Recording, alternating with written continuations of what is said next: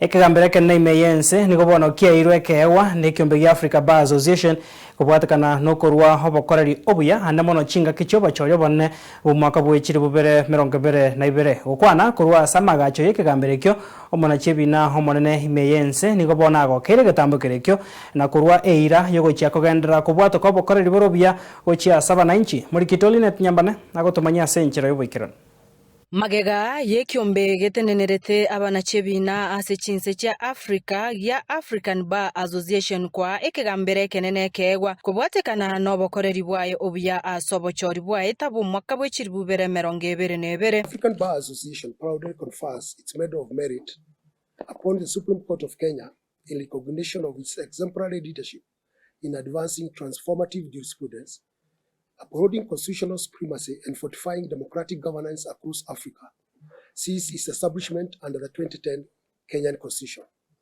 The court, which exercises both original and appellate jurisdiction, comprises of judges who are appointed from amongst persons who have at least 15 years experience as a superior court judge or at least 15 years experience as a distinguished academic, judicial officer, legal practitioner, or such experience in other relevant legal field. Since its inaugural sitting on the 26th of October 2011, the Supreme Court has substantially managed to usher in a new era of justice and largely met the people's expectation of justice, of access to the courts as institutions of the people and for the people. So we recognize what the court does. We may have reservations, just like Mr. Kanjama has said, and it is part and process of criticism and all that.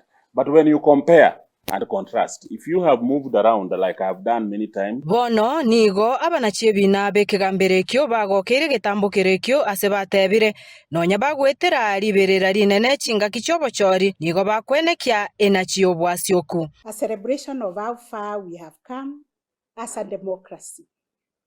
That even in the heat of political contest, the people of Kenya can still turn to our courts with confidence and believe that justice will prevail. It is a reminder that the trust that has been placed on us is absolutely sacred. It must be handled daily through integrity, fairness, and excellence in service. I think the African Bar Association was struck by the fact that the Kenyan Supreme Court has not only been outstanding in dealing with Kenyan problems, but has been a trailblazer that has set example for other judiciaries around the continent. Other apex courts in the continent have been inspired by what has happened in Kenya. Omona chebina omonene imeyense omusubati Martha Koome uyora omoyega bwogochengera Obokoreri bwabo nigaira ribagerio na gukwanera omukyobo egento gekwirera abana chebina korwa chinse cheisuko kubatarera na korora emirimo yabo. As we can attest from those citations, this recognition is not the achievement of one person. It is as a result of collective excellence. I therefore pay special tribute to all my colleagues, including those who have retired and those who are on the bench, the Honorable Justices of the Supreme Court.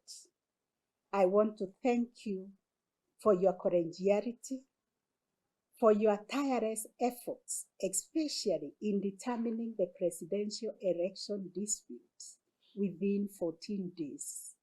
The citation went on to show that in 2022, we had 24 interlocutory applications and we had 5 presidential petitions, all to be heard within 14 days.